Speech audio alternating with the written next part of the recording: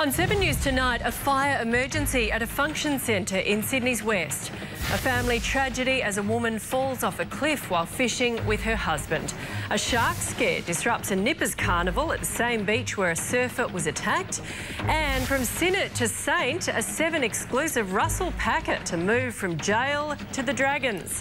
7 News starts now. This is 7 News at 6 with Natalie Barr.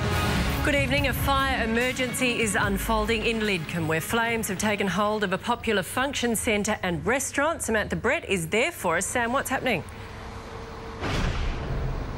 Nat, the fire started around 3:15 this afternoon. The flames were so intense that it caused the roof to collapse of the building behind me here on Bridge Street. It took firefighters around 1 hour to get the flames under control. Veteran firefighters say the inferno that destroyed a Revesby warehouse packed with thousands of litres of chemicals was the biggest they have ever battled. Crews have spent the day extinguishing pockets of fire in the collapsed building, aware now of how close they came to a catastrophe. Even for the most experienced firefighters, yesterday's inferno was one of the most challenging and dangerous.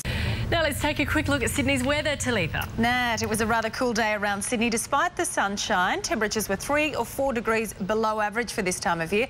A bit cool on the beach. Manly and Bondi reached just 20 degrees along with the city. Penrith, the warmest on 23. Now the winds have turned more northerly, so it's a very different story tomorrow. I'll have the details soon. OK, thanks very much. Still to come on 7 News at 6. A new campaign to help prevent driveway tragedies. Also clashes during pro-democracy rallies in Hong Kong, and why police drew their guns on a woman in Labor. That's next.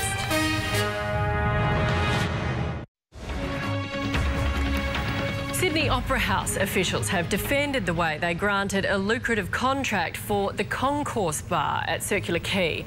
Dave Evans, a well-known restaurant owner who tendered for the contract but missed out, has told 7 News he is taking the Opera House to court over aspects of the tender process.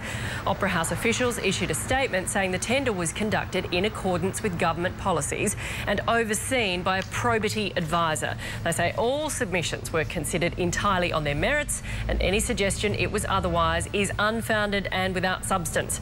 There was no suggestion that the successful tenderer, Sydney businessman Bruce Solomon, or any of his companies acted improperly in the tender process. You're watching 7 News. When we come back, the final arguments in the Oscar Pistorius trial and why the state is banning foxes as pets. That's next. As 7 News revealed earlier this year, 9 out of 10 of the most profitable pubs in Australia are located in Western Sydney, with each poker machine bringing in $250,000 profit a year. So when it was revealed there were plans before Liverpool Council for yet another pokey pub, residents took to the streets demanding the development be rejected. Today, their numbers came up. Sport is next now with Ryan Phelan, who has been covering the Caulfield Cup. Ryan, Sydney divides for the A-League tonight. That's right, Nat, and there's plenty of bad blood between Sydney FC and the Wanderers. We're live to a special guest next, plus exclusive jailed NRL player Russell Packer's day release to meet his new coach. We'll tell you where he will play next. And Aussie Jack Miller's championship hopes stuck in traffic at Phillip Island.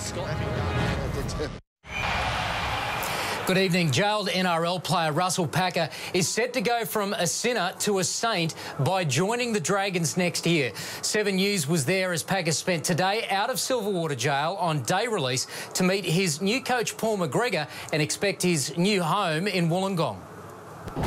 This is the first taste of freedom for Russell Packer since he began serving a prison sentence for a violent assault in January this year.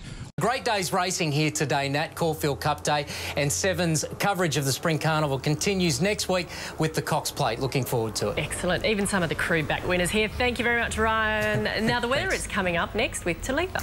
Nat, temperatures are about to climb. I'll have the full details right after the break. Tonight's 7 News headlines: firefighters have extinguished a blaze that erupted at a restaurant at Lidcombe in Sydney's West. A shark scare has disrupted a nippers carnival at Avoca Beach where a young surfer was attacked yesterday. A woman has died after falling from a cliff while fishing with her husband south of Wollongong. And a special service has been held to mark the moment Australian troops marched off to the Great War. Now here's Talitha with Sydney's weather.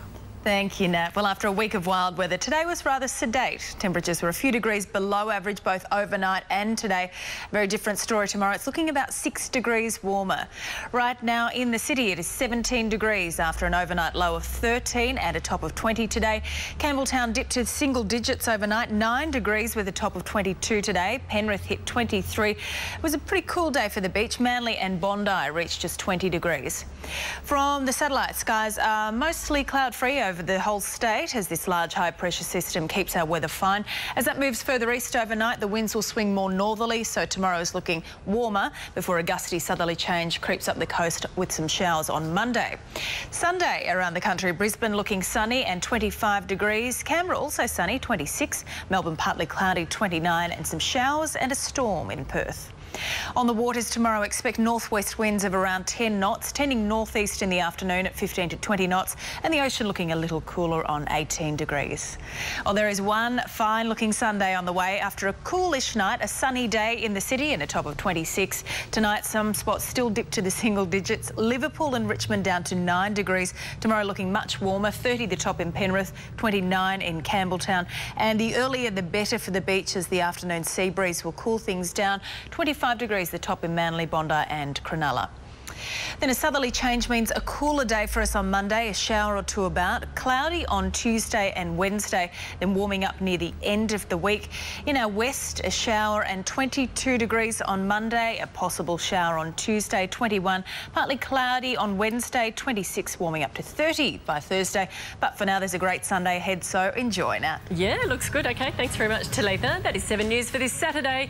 We'll have updates for you throughout the evening and on Weekend Sunrise tomorrow morning. I'm Natalie Barr. Good night.